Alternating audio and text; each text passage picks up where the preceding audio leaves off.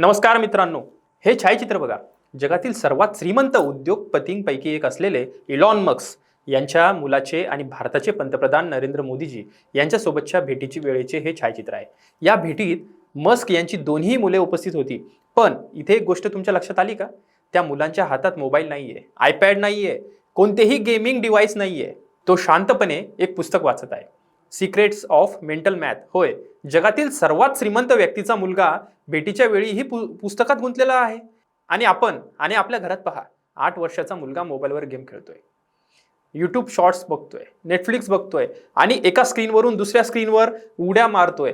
फक्त स्क्रीनच्या वर खाली करण्यात तो गुंतलेला आहे. हा फरक आहे विचारसरणीचा. हा फरक आहे रिच डॅड आणि पुअर डॅडचा.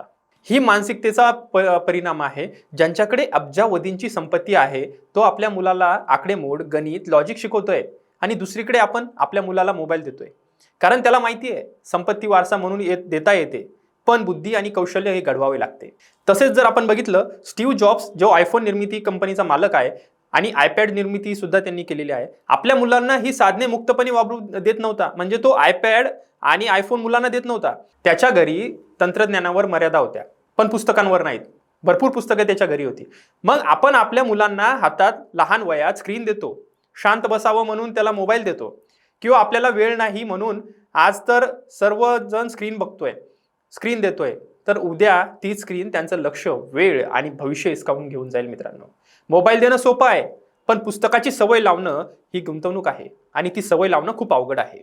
आजचा प्रश्न हा तुमच्या सर्वांसाठी आहे, तुमच्या सर्व पालकांसाठी आहे. आपण आपल्या मुलांना मनोरंजन देतोय की भविष्य देतोय? विचार नक्की करा आणि निर्णय आजच घ्या. आणि कमेंट करून नक्की सांगा, तुम्ही तुमच्या मुलांना मोबाईल देताय की पुस्तक देताय. आणि असेच महत्त्वपूर्ण माहिती बघण्यासाठी बघत राहा सत्य पे सत्ता, थोडक्यात पण महत्त्वाचे.